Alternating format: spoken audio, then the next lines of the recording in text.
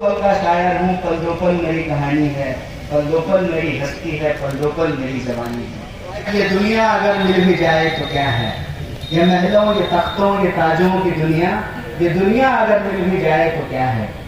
मैं सबसे पहले नमन करता हूँ और ऑल इंडिया स्टूडेंट फेडरेशन के स्टेट कॉन्फ्रेंस में अलग अलग जिलों से आए हुए आप तमाम प्रतिनिधि साथियों का और चंदू की याद में बनाए गए इस मंच पर उपस्थित आप तमाम गणमान्य का, जहां तक भी मेरी आवाज पहुंच रही है, आपको जय भीम और लाल सलाम पेश करता हूं। दोस्तों, मैं अपनी बातचीत रखूं उससे पहले एक बात मैं स्पष्ट करना चाहता हूं। जो भी लोग आ रहे थे बातचीत के लिए, सब लोग कर्नल गोपीनाथन जी को पूर्व आईएएस कह रहे थे। टेक्निकली वो पूर्व आईएएस नहीं है, वो अभी भी आईएएस ही है, क्योंकि सरकार ने उनका इस्तीफा अभी तक मंजूर नहीं किया है। बड़ा कमाल देश है अपना। एक तरफ लोगों को नौकरी नहीं मिलती है, लोगों को वैकेंसी नहीं देती है, और जो लोग नौकरी छोड़ करके सरकार से ऊब करके तंग आकर के या तो अपॉइंटमेंट भेज दो या रेजिग्नेशन एक्सेप्ट कर लो। तो टेक्निकली वो आईएएस है, पूर्व आईएएस नहीं है। और हाँ, मैं पूर्व विद्यार्थी हूँ जेएनयू का, मैं अब जेएनयू का विद्यार्थी नहीं हूँ। मुझे जेएनयू से निकले हुए कई साल हो चुके हैं, लेकिन अब भी जब भी जहाँ कहीं भी जाते हैं तो लोग जेएनयू के नाम से ही बुलाते हैं। इस संबंध में एक बात मैं आप तमाम लोगों से साझा करना चाहता हूँ। ये वर्ष साहिर लुधियानवी साहब का जन्म शताब्दी वर्ष है। साहिर लुधियानवी साहब के गाने बुजुर्ग से लेकर के आज के नौजवान तक गुनगुनाते हैं। आप में से बहुत सारे लोगों ने प्यासा फिल्म देखा होगा। उसमें एक गाना है कि ये दुनिया अगर मिल भी जाए तो क्या है, ये महलों, ये तख्तों, ये ताजों की दुनिया, ये दुनिया अगर मिल भी जाए तो क्या है। इस गाने को आज भी अगर गाएंगे तो बहुत सारे बुजुर्ग जो है आपकी बर्तनी ठीक करने लगेंगे, बोलेंगे ठीक से नहीं गा रहे हो, इसमें ज का उच्चारण ठीक से नहीं लिया गया है। साहिर साहब की और कई मशहूर नज़्में हैं, बहुत सारी गीत उन्होंने लिखे हैं। एक गाना और बहुत मशहूर है कि मैं पल दो पल का शायर हूँ, पल दो पल मेरी कहानी है, पल दो पल मेरी हस्ती है, पल दो पल मेरी जवानी है। ये साहिर साहब का जन्म शताब्दी वर्ष है और साहिर साहब का नाम मैं इसलिए यहाँ ले रहा हूँ कि Sahir Ludhianvi all India student federation Punjab के प्रेसिडेंट हुआ करते थे। तो एआरएसएफ से जो जुड़े हुए लोग हैं, जो साथी हैं, मैं उनको यह बात बताना चाहता हूं कि आपके कंधे पे ये जो झंडा है, ये कोई मामूली झंडा नहीं है। आपने अपने हाथ में जो विरासत लिया है, वो विरासत कोई मामूली विरासत नहीं है। मुझे जब पूर्व जेएनयू स्टूडेंट कहा जाता है और जब मैं साहिर साहब का जिक्र कर रहा हूं, तो एक बात मैं आपको बताना चाहता हूं कि साहिर लुधियानवी साहब जिस कॉलेज में पढ़ते थे, जिस कॉलेज से उनको निकाल दिया गया था, आज उनकी सबसे बड़ी मूर्ति उसी कॉलेज में लगी हुई है, गवर्नमेंट कॉलेज लुधियाना में।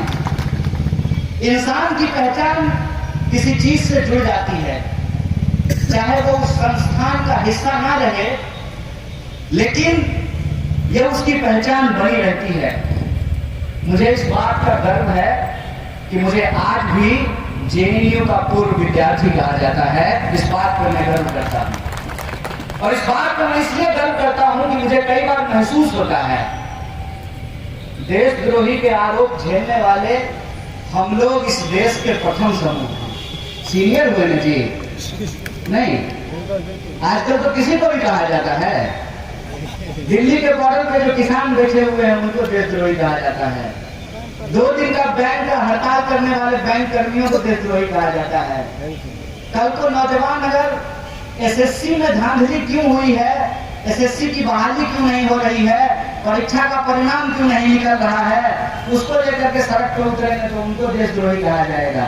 तो हम लोगों को तो सबसे पहले कहा गया है ना, सीनियर स्टूडेंट है ना हम लोग इस मामले में। हम तब भी यही बात पूछते थे और इसीलिए हमने साहिर साहब का जिक्र किया कि जिस गवर्नमेंट कॉलेज लुधियाना से उनको निलंबित किया गया था, आज वहां उनकी सबसे ऊंची मूर्ति लगी हुई है। हम तब भी यह बात कह रहे थे कि हमारी लड़ाई किसी सरकार से इस बात के लिए नहीं है कि आप हमको क्या दे रहे हैं, हमारी लड़ाई इस बात के लिए है कि आप देश को क्या दे रहे हैं और आप देश को कहां लेकर के जा रहे हैं। बहुत ठीक कहा कर्नल साहब ने, प्रजा है कि नागरिक हैं, ये बहुत जरूरी सवाल है। अगर नागरिक हैं तो सरकार को हमको कुछ नहीं देगी। सरकार कौन होती है? 8,500 करोड़ का विमान खरीदा गया है प्रधानमंत्री के लिए, उनका बाप का पैसा है। किसका पैसा है? किसका पैसा है बताइए? देश की जनता का पैसा है ना। जबरदस्ती 56 इंच का छाती चढ़ा करके घूम रहे हो जी। अब बेवकूफ समझते हो हम लोगों को। बिहार के लोग हलवा जरूर खाते हैं, आलू जरूर खाते हैं, बुड़बक नहीं है। बुड़बक समझने का गलती मत कीजिएगा। ये वो धरती है जहां पे शंकराचार्य को भी मंडन मिश्र ने परास्त किया था, ये वो बिहार की धरती है। ये वो धरती है जहां दशरथ मांझी एक छेनी हथौड़ी लेकर के पूरा पहाड़ काट करके रास्ता बना दिए थे, ये वो धरती है। ये याद रखिएगा कि ये हमारी परिस्थिति है कि रोजी रोजगार के लिए, इलाज के लिए, नौकरी के लिए, शिक्षा के लिए हमको दूसरे राज्यों में जाकर के काम करना पड़ता है। ये हमारी मजबूरी है। लेकिन ये याद रखिएगा कि हम मेहनत करने वाले लोग हैं, हम मेहनत का आवाम हैं। अगर हम आपका गंदगी उठा करके आपका घर चमका सकते हैं, आपके दफ्तर को सुंदर बना सकते हैं, आपको वोट देकर के प्रधानमंत्री बना सकते हैं, तो कान पकड़ करके गद्दी से नीचे भी उतार सकते हैं। इस बात को याद रखिएगा। इस बात को याद रखिएगा कि चिड़िया जब आकाश में उड़ती है ना, तो उसको लगता है कि हम ऊपर से दुनिया देख रहे हैं, लेकिन चिड़िया ये महसूस नहीं करती है कि नीचे खड़े लोग भी चिड़िया को उड़ते हुए देख रहे होते हैं। क्या कहते थे ये? इस देश की सबसे बड़ी समस्या है परिवारवाद। ठीक है, मान लेते हैं इस देश की सबसे बड़ी समस्या है परिवारवाद। बेबी साहब को बीसीसीआई का सेक्रेटरी कैसे बनाया गया है कि परिवारवाद है कि नहीं है? और यही बात मैं घूम घूम करके पूछता था। जब मैं पिछली बार सिवान आया था स्टेडियम में भाषण देने के लिए, तो रास्ते में कुछ लोग हम पर पत्थर फेंका था। पत्थर बने फूल, वो पत्थर हमारे लिए फूल है और तुम बेवकूफ वाला फूल हो। कैसे कि तुम फेंक रहे हो पत्थर, तुम्हारे हाथ में जिम्मेवारी दे दिया है कि सरकार से जो लोग सवाल पूछे उसको देशद्रोही बता करके उसके ऊपर पत्थर मारो। पत्थर अगर नहीं पहुंच रहा है तो फेसबुक पर जाकर के गाली दो, ट्विटर पर जाकर के गाली दो, यूट्यूब पर जाकर के गाली दो। हमको गाली देने से 2 करोड़ नौकरी मिलेगा? नहीं। अगर ऐसा है तो मैं रोज भोरे भोर फेसबुक लाइव पे आ जाऊंगा और देश के सभी नौजवानों को कहूंगा कि भरपूर आप हमारे साथ पुष्ट को गाली दीजिए अगर आपको नौकरी मिल जाए तो। मिल जाएगा क्या? दूसरे से नफरत करके हमारे जीवन में प्रेम का प्रवाह नहीं होने वाला है। दूसरे को गाली दे देने से हम सम्मानित नहीं हो जाएंगे और हमारे ऊपर पत्थर फेंकने के लिए अनपेड लेबर है, पैसा भी नहीं मिला होगा उसको। नेताजी कहे होंगे 5500 रुपया देंगे, तेल भरवा लेना। अब 500 रुपया में आधा टंकी तेल भी नहीं होगा। क्या 500 रुपया आधा टंकी तेल होगा? 500 रुपया में कहेंगे तेल भरवा देंगे, अब पत्थर ले लो, पत्थर फेंक देना, उसके बाद तुम देशभक्त हो जाओगे। बाबू रे, ये देशभक्ति नहीं है, ये बेवकूफी है। अगर तुम सच में देशभक्त हो तो तुमको ये सवाल इस सरकार से पूछना चाहिए कि ये कैसा राष्ट्रवाद है कि देश की राष्ट्रीय संपत्ति रेलवे बेची जा रही है। बताइए, लिखा जाता था ना, पटना जंक्शन पे लिखा हुआ होगा, सिवान स्टेशन पर भी लिखा हुआ होगा कि रेल राष्ट्र की संपत्ति है। तो जो सरकार रेलवे को बेच रहा है वो देशद्रोही है कि हम सवाल पूछने वाले देशद्रोही, इसका हमको विचार करके बताइए। कैसा राष्ट्रवाद है भाई? राष्ट्रीय संपत्ति को निपटाए जा रहे हैं। और जो सवाल पूछता है, हम तब भी कहते थे, देखिए हम आपका नमक खाएंगे, आपके टैक्स के पैसा से हम पढ़ते हैं और जो ज्ञान हमको मिला है उसके आधार पर हम सरकार से सवाल पूछते हैं कि ये साहब वादा किए थे आप हर साल 2 करोड़ नौकरी देने का, वादा किए थे हमारे खाते में 15 लाख रुपया पहुंचाने का, वादा किए थे अच्छा दिन लेकर के आने का, अब बनाती हैं अपने बेटा को भी सीसीआई का सेक्रेटरी। हमको देती हैं पत्थर कि तुम पत्थर चलाओ, अब बेटा को देती हैं बीसीसीआई, उसको देती हैं आईपीएल कि तुम आईपीएल खेलवाओ। 1 साल में 2 आईपीएल हो रहा है। बीपीएससी का बहाली टाइम पर नहीं निकलता है, 6-7 बार का बीपीएससी का बहाली एक बार में निकलता है, लेकिन आईपीएल लेट नहीं होना चाहिए। अब ये देखे थे ना, आईपीएल बिना दर्शक का हुआ होता था, स्टेडियम में दर्शक नहीं था, पीछे से वीडियो रिकॉर्डिंग में आवाज सेट कर दिया था जनता का चिल्लाने का।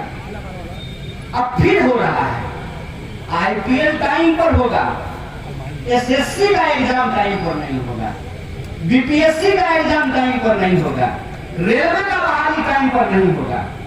और रेल तो अद्भुत है, कल परसों एक वीडियो देख रहे थे, उल्टा ही रेल चल रहा था। बताइए, जिनसे रेल नहीं समझ रहा है वो देश का खा संभालेंगे, तो देश क्या संभालेंगे?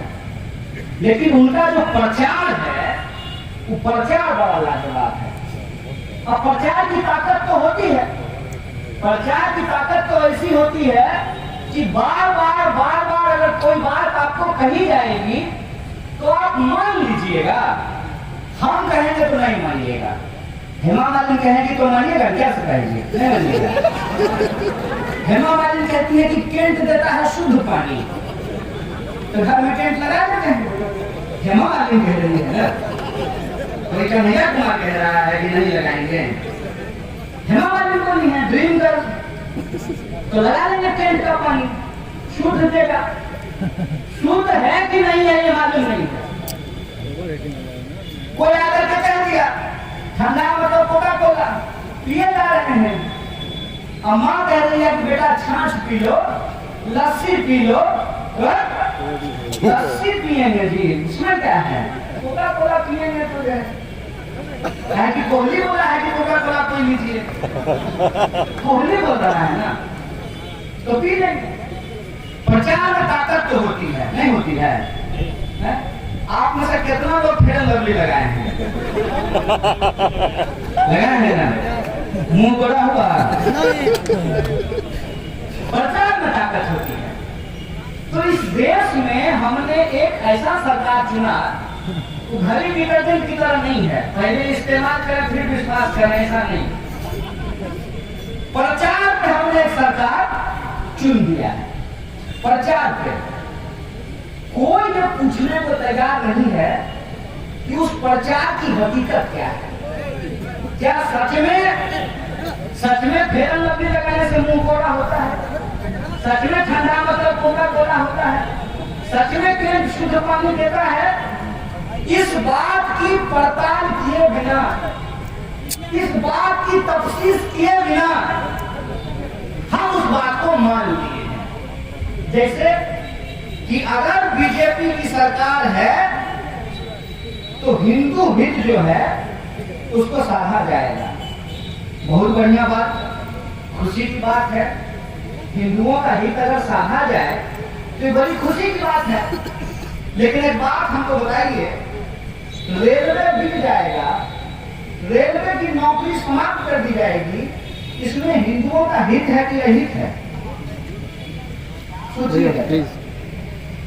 अगर एसएससी एग्जाम नहीं लेती है, एसएससी परीक्षा नहीं लेती है, परीक्षा लेकर के परिणाम नहीं देती है, परिणाम दे देने के बाद नौकरी नहीं देती है, और नौकरी का रिजल्ट आ जाने के बाद ज्वाइनिंग नहीं करवाती है, इसमें हिंदुओं का हित है कि अहित है? देश के राष्ट्रीय संपत्तियों को अगर बेच दिया जाता है, औने पौने दामों में बेच दिया जाता है, इसमें हित है कि अहित है? इसको जानते क्या कहते हैं? कि कभी कभी हमारे घर में भी ये इस्तेमाल किया जाता था। जैसे बच्चा अगर किसी बात के लिए जिद कर रहा हो तो उस बच्चे को बहलाने के लिए अलग अलग तरीके के नुस्खे अपनाए जाते हैं। जैसे मान लीजिए कि एक बच्चा को भूख लग गया है, वो अपनी माँ को कह रहा है कि मम्मी बिस्कुट दे दो, ठीक है, तो मम्मी उसको उठा करके अलमारी पे बिठा देगी। तो बच्चा बिस्कुट मांगेगा, कहेगा कि मम्मी नीचे उतार दो, कहेगा बच्चा नीचे उतार दो, बिस्कुट मांगना बंद कर देगा। इस देश की जनता अपने सवालों पर पहुंचे, अपने सवालों पे हम विचार कर सकें, उससे पहले एक नया सगुफा छोड़ दिया जाता है। आज हमसे सिवान के एक पत्रकार ने पूछा कि मोदी जी दाढ़ी बढ़ा लिए हैं, इस पे आप क्या कहना चाहते हैं? अब इसका क्या मतलब है? मोदी जी दाढ़ी बढ़ा लें कि मोदी जी माथा मुड़वा लें कि आधा माथा मुड़वा लें, उसमें हड्डी चुन्ना लगवा लें, कि भौंगा मुड़वा लें किसी दिन, वो इससे देश को क्या लेना देना है? ऐसा है क्या कि जैसे उनकी दाढ़ी बढ़ेगी उसी हिसाब से इस देश में रोजगार के अवसर बढ़ने शुरू हो जाएंगे? ऐसा है क्या कि जैसे उनकी दाढ़ी बढ़ेगी वैसे ही आपकी आमदनी बढ़नी शुरू हो जाएगी? इसका क्या मतलब है? मोदी जी मोर को खाना खिलाते हैं, मोदी जी सुगा को अपने हाथ पे टहलाते हैं, इससे हमको क्या लेना देना है? ये देश का मुद्दा है क्या? फिर हमको लगता है कि धीरे धीरे धीरे धीरे हमको इसकी आदत लगाई जाती है।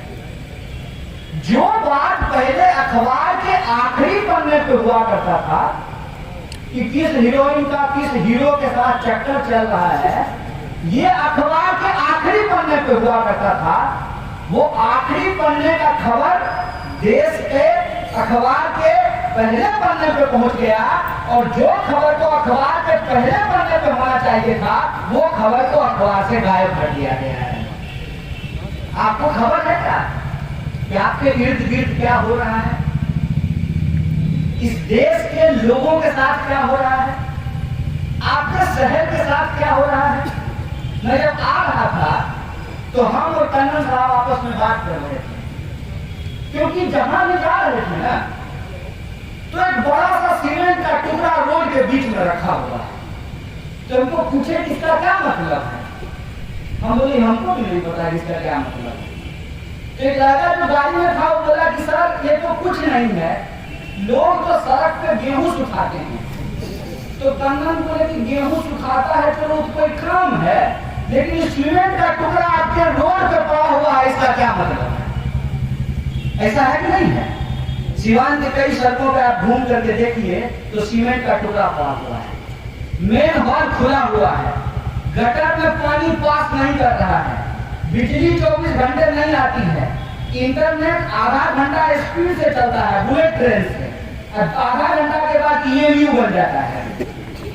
ये आपके साथ रोज हो रहा है। इस सवाल से आपको कोई लेना देना नहीं। आपके जीवन की जो वास्तविकता है, जो सच्चाई है, उस बात से आपको दूर कर दिया गया है। और आप इसमें चर्चा कर रहे हैं दीदी बंगाल जीतेगी। अरे दीदी बंगाल जीतेगी कि हार जाएगी, आपको नौकरी मिलेगी। आपका सेशन जो 4 3 साल का सेशन 5 साल में होता है तो 3 साल में सेशन हो जाएगा। आपके यहाँ जो लाइसेंस बनवाने में घूस लिया जा रहा है वो घूस मिलना बंद हो जाएगा। आपके यहाँ के लोग जो घर परिवार छोड़ करके दूसरे देश में जाकर के काम करते हैं ये माइग्रेशन रुक जाएगा।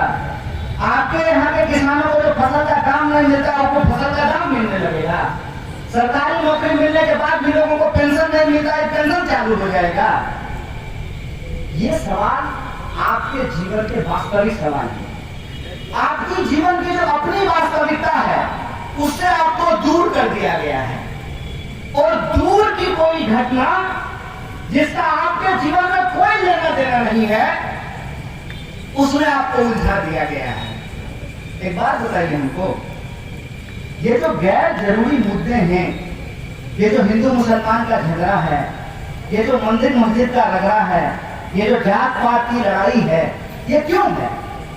ये इसलिए है कि एक कहानी मैं आपको सुना देता हूँ। बचपन में पढ़े थे हम लोग स्कूल में कि एक सेठ बीमार था और उस सेठ के 4 बच्चे थे। चारों बच्चे आपस में लड़ते रहते थे। सेठ को इस बात की चिंता थी कि मेरे मरने के बाद ये चारों भाई आपस में लड़ेंगे और सारा संपत्ति जो हमने मेहनत से कमाया है उसको ये बर्बाद कर देंगे। वो सेठ बेड पे पड़ा हुआ था और एक दिन अपने चारों बच्चों को बुलाया और चारों को 4 लकड़ियों का एक गट्ठा दिया, बारी बारी से कहा तोड़ करके दिखाओ। कोई भाई उसको तोड़ नहीं पाया। फिर उस लकड़ी को एक एक करके दिया, सबने उसको तोड़ दिया। वो ये समझाने की कोशिश कर रहा था कि इस देश के जो आम लोग हैं, बोलिए समाज में ज्यादा गरीब लोग हैं कि अमीर लोग हैं? गरीब लोग। बॉर्डर पर गरीब का बच्चा मरता है कि मंत्री जी का बच्चा मरता है? किसान खेत में जो आत्महत्या कर रहे हैं वो गरीब है कि अमीर है? और सरकार को वोट देने वाला लोग गरीब है कि अमीर है? तो ऐसा कैसे हो रहा है? हम ही वोट दे रहे हैं, हम ही सरकार चुन रहे हैं और हमारे साथ ही सारी समस्या हो रही है। कभी तो आपके मन में ये विचार आना चाहिए ना कि भाई हमको सरकारी नौकरी नहीं मिल रही है, सरकारी नौकरी अगर मिल भी जाए तो हमको पेंशन नहीं मिलेगा। और जिस एमएलए को आप वोट देते हैं ना, अगर वो एक बार एमएलए बन गया है तो उनको जीवन भर पेंशन मिलेगा। भाई ऐसा कैसे हो सकता है? क्या सिपाही जी कि मैंने विधायक को पेंशन मिलेगा, आपको पेंशन नहीं मिलेगा, बैंक में काम करने वाले को पेंशन नहीं मिलेगा, रेलवे में काम करने वाले को पेंशन नहीं मिलेगा, लेकिन मंत्री जी को पेंशन मिलेगा। ये बेईमानी है कि नहीं है? है ना? अरे बोलिए, डरते कहाँ है? वेतन थोड़ी बंद कर देगा सरकार। ये बेईमानी है ना? वो तो बेईमान को बेईमान कहना गलत बात है। बेईमान को बेईमान कहना पड़ेगा ना। अब बेईमान को बेईमान कहते हैं तो कहते हैं कि आप देश की आलोचना करते हैं। क्यों लुच्चा? तुम देश कब से हो गया जी? देश हम हैं। देश में रहने वाले जो 135 करोड़ लोग हैं उनसे देश बनता है और उनके हक और अधिकार की बात करना ही देश की बात होती है। मन की बात, अपने मन की बात, हमारे काम की बात कब होगी? इस देश के आम आवाम की बात कब होगी? इस देश में जो शिक्षा की हालात पैदा की गई है उस पर सवाल कब खड़ा किया जाएगा? कोई ये सवाल क्यों नहीं पूछता है कि जब राष्ट्रपति जी का वोट एक और जूता सिलने वाला का वोट एक, फॉर्चूनर पर चलने वाला का वोट एक, हेलीकॉप्टर पर उड़ने वाला का वोट एक और एवन साइकिल पर घूमने वाला का वोट एक, जब इस देश के संविधान ने हमको बराबरी का अधिकार दिया है तो ये बात हम क्यों नहीं बोलेंगे कि राष्ट्रपति हो या चपरासी की संतान सबको शिक्षा एक समान? ये बात हम क्यों नहीं बोलेंगे? ये बात हम क्यों नहीं बोलेंगे कि अगर देश को मजबूत बनाना है तो देश के नागरिकों को मजबूत बनाना पड़ेगा। और देश के नागरिक कैसे मजबूत होते हैं? देश के नागरिक जिम जाने से खाली मजबूत होंगे? 21वीं सदी में हम लोग रहते हैं। 21वीं सदी को कहते हैं कि यह तकनीकी युग है, ये सूचना क्रांति का युग है। इस सूचना क्रांति के युग में शरीर से सिर्फ ताकत नहीं होता है, 56 इंच आपका है कि नहीं है, हम इंची टेप लेकर के नापने के लिए नहीं गए हैं, लेकिन आपका ऊपर का महल खाली है, ये बात हम जरूर समझते हैं। हम आपसे ये पूछना चाहते हैं कि देश की मजबूती देश के लोगों से होगी, और देश के लोग कैसे मजबूत होंगे? जब उनको पढ़ने की व्यवस्था दी जाएगी, जब उनको पढ़ाया लिखाया जाएगा। अंग्रेजी में कहावत है, नॉलेज इज पावर। एक बड़े विद्वान ने लिखा कि नॉलेज इज पावर, ज्ञान में शक्ति होती है। भगत सिंह ने लिखा है कि बम और पिस्तौल इनकलाब नहीं लाते हैं, विचारों की शान की जरूरत होती है। नेल्सन मंडेला लिखते हैं कि education is the most powerful tool weapon which you can transform the society.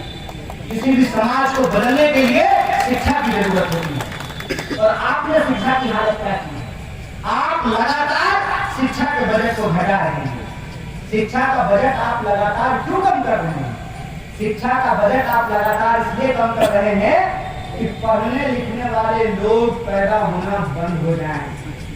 क्योंकि जब पढ़ लिख लेगा तो सवाल पूछने लगेगा, और जब सवाल पूछने लगेगा तो नागरिक बन जाएगा, और जब देश में रहने वाले लोग नागरिक बन जाते हैं तो राजा होने का इनका गुमान चूर चूर हो जाता है, चकनाचूर हो जाता है। इसीलिए लोगों को मूर्ख बनाए रखना बहुत जरूरी होता है। और आज जो गुलामी की जंजीर है वो दिखती नहीं है। वो कहानी आपने सुनी होगी कि हाथी के बच्चा को पकड़ लेते हैं और उसके पैर में एक जंजीर डाल देते हैं। हाथी का बच्चा बार बार उस जंजीर को तोड़ने की कोशिश करता है, लेकिन उस जंजीर को वो तोड़ नहीं पाता। धीरे धीरे उसके दिमाग में यह बात बैठ जाती है कि वो जंजीर वो तोड़ नहीं सकता। एक दिन हाथी का बच्चा बड़ा हो जाता है, हाथी हो जाता है, जंजीर छोटा हो जाता है, फिर भी उसके पांव उस जंजीर में जकड़े रहते हैं, क्योंकि बचपन में उसके दिमाग में यह बात बैठ गई है, वो जंजीर नहीं तोड़ सकता है। हम हाथी का बच्चा है, हम मनुष्य का बच्चा है। हम मनुष्य का बच्चा है, हम सोच सकते हैं, हम पढ़ सकते हैं, हम समझ सकते हैं, हम सवाल खड़ा कर सकते हैं, और अपने सवालों पर लोगों को संगठित कर सकते हैं, और लोगों को संगठित करके हमारे हक और अधिकार को जो छीनने वाली सत्ता है, जो शक्ति है, उसको हरा सकते हैं, और भगत सिंह के सपनों का भारत का निर्माण कर सकते हैं। ये हमारा मनुष्य होने का ताकत होता है। इसीलिए मैं आप तमाम विद्यार्थियों को जो इस प्रतिनिधि सेशन में आगे चल करके हिस्सा लेंगे, उनसे मैं आग्रह करने के लिए आया हूँ कि एक गंभीर दौर से हमारा देश गुजर रहा है।